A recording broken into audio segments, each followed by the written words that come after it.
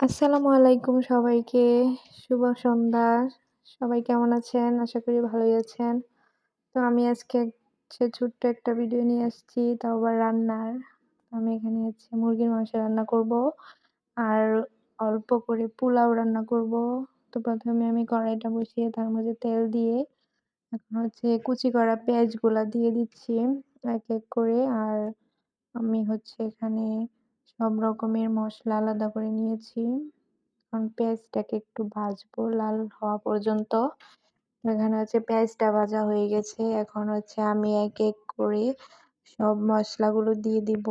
১ম এই আমি মরিচের গুঁড়াটা দিয়ে দিয়েছি। তারপরে হলুদের গুঁড়া প্লাস লবণ আর এখানে ছিল ধনিয়া গুঁড়া। এক করে আমি সবগুলাই মসলাই দিয়ে দিয়েছি। আর এখন এটাকে কষাবো। আর এখানে কিছু বাটা মসলা ছিল মাংসের মধ্যে দেওয়ার জন্য। তো এটাও দিয়ে দিয়েছি। তারপর পানি দিয়ে অল্প পানি দিয়ে আমি মসলাটাকে আগে কষাবো। তারপর বাকি রান্নাটা করব। তো এখানে দেখেন মসলাটা অনেক সুন্দরভাবেই কষানো হচ্ছে। ওয়াও, কালারটাও অনেক সুন্দর আসছে। আর যখন পানিটা শুকিয়ে তেলটা উপরে উঠে আসবে তখন আমি এখানে মাংসটা দিয়ে দিয়েছি। আর মাংসটা দিয়ে কোনো পানি ছাড়াই আমি আবার এটাকে কষিয়ে নেব। এটা সাধারণ রান্নাই করতেছি।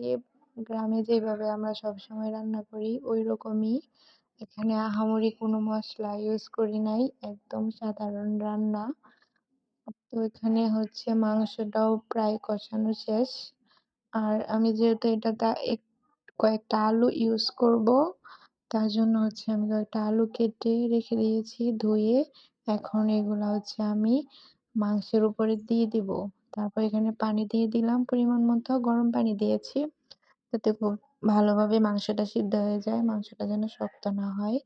আর মাংসের মাঝে এভাবে গরম পানি দিলে তরকারিটা একটু ভালোই লাগে।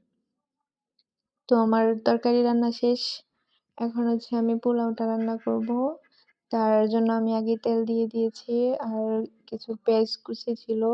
তো ১ম এ তেলটা একটু কম হয়ে গেছিল। তারপর আমি আবার তেলটা এখানে দিয়ে দিয়েছি।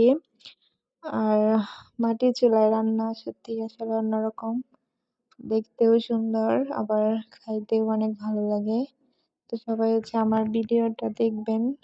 যেহেতু নতুন ভিডিও, ১ম বারের মতো ব্লগ ভিডিও করতেছি। অনেক ভুল ত্রুটি হইতে পারে। সবাই ক্ষমার দৃষ্টিতে দেখবেন।